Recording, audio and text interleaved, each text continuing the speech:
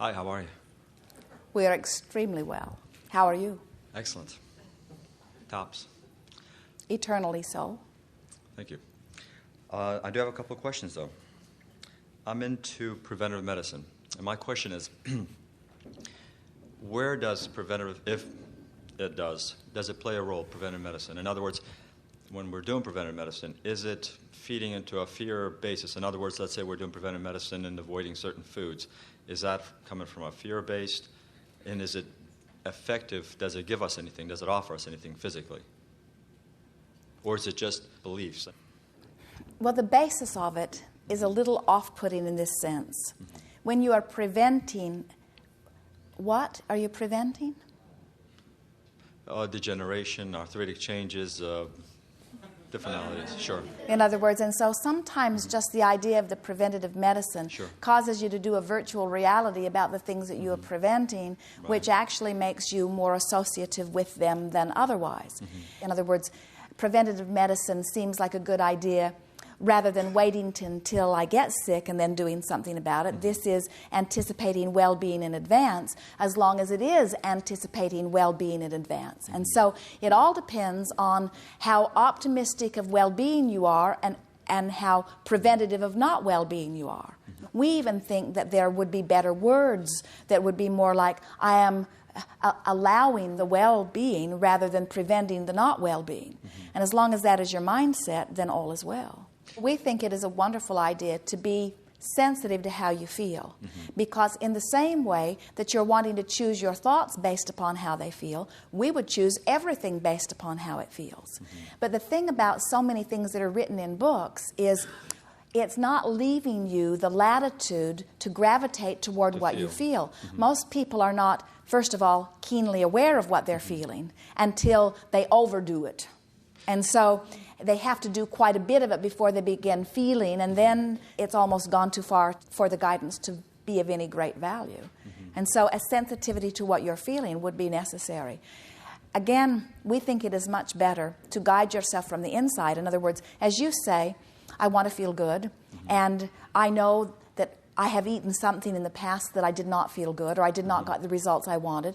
And while I was eating this in the past, I did feel good, and so I'm going to gravitate toward that. We think that's just fine. But those hard and fast rules often do not serve you very well, because your body is like a chemical factory that wants different things at different times. And sometimes a craving for something that is on the no side of your page in your preventative medicine book is exactly what your physical body is wanting in the manufacturing of something else that it wants or needs.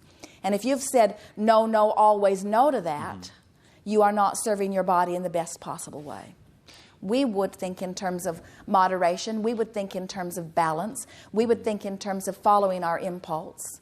The other day, Jerry and Esther were watching Lovable Cat. They call her Elsie. And she was eating grass. And Jerry said, I don't think she's feeling her very best. She had a big bump on her foot. She was limping around. And so then the next day she was eating grass. Now, she doesn't eat grass every day. It's not in her book. And she wasn't avoiding other things. She just was gravitating toward what felt best to her. And then Esther found a little pile of something in the garage that she had discarded. And then Esther knew why she had eaten the grass. And then she was perkier. You could tell right away that she was feeling better. She followed her impulse and knew what to do. And humans have the ability to do that too. You've just sort of overmanaged yourselves. So when you take something into your body that your body is not accustomed to, or that your body is not asking for or even wanting, but because it tastes good, or because someone else is serving it, because you don't want to hurt somebody's feelings, whatever, you consume it. So your body right away knows what to do. Your body compensates for it. Your body is always bringing you into the very best alignment that it can possibly achieve under the circumstances in the moment. So your body compensates for this food that you've eaten. And in the compensating process, that compensation translates as a craving to you. In other words, what happens is you have ingested something more than your body wants, and your body deals with it. And in dealing with it, it revs everything up into high gear to deal with it. It gets momentum going in order to deal with it. And that very momentum feels like craving to you. In other words, that comes from someone who was not sensitive to the way they were feeling, who was not sensitive to the vibration of what they were eating, who was not intuitively eating. They were eating because it was before them, or eating based upon some other intention, got their body really activated with it, and then off they go into imbalance. But as with all things, this contrast then causes a rocket of desire to be born. And that rocket of desire then would bring you back into balance if you could find alignment with that desire. Well, that's where preventive medicine would come in, as far as I'm a teacher of preventive medicine. In Yes. other words, this is where I would let them know that they are in a negative cycle. Yes. And preventive medicine to me or unto them would be to help them break that cycle and get back to balance, where they are in a feeling state where they can actually assess how they're feeling truly versus we think that your process is a good one, and we think that the basis of it is solid. We think the foundation of it is absolutely accurate. Here is the only thing that we would emphasize in just a slightly different way, and you may already be doing it, and it is just the word preventative. I know exactly where you're going, sure. But once you have identified the path that would be most productive for someone, then get them to virtual reality about that. In other words, get them thinking about what does please them, what will serve them, rather than thinking about what they're not going to do. Exactly. Because nothing makes you want to smoke a cigarette more than talking about not smoking.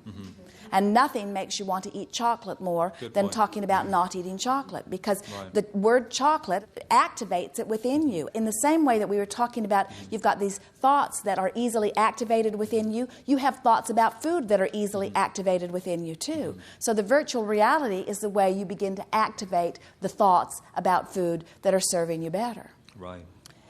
In time, once you've helped someone come back into balance, it is our absolute knowing that you could pretty much eat anything that is available to anyone by following the impulse that comes forth from within and stay in balance. But it's going to take some practice about being sensitive to what that balance is before you could even begin that. And what happens with so many, they don't trust themselves because they've tried and failed and tried and failed and tried and failed, but turning it over to someone that's outside of them isn't the best role either. And so if you can teach them how to be intuitive about the way they are feeling, then you've given them something that will really serve them. Guide them from the book in the beginning, but then teach them to be sensitive to their own needs.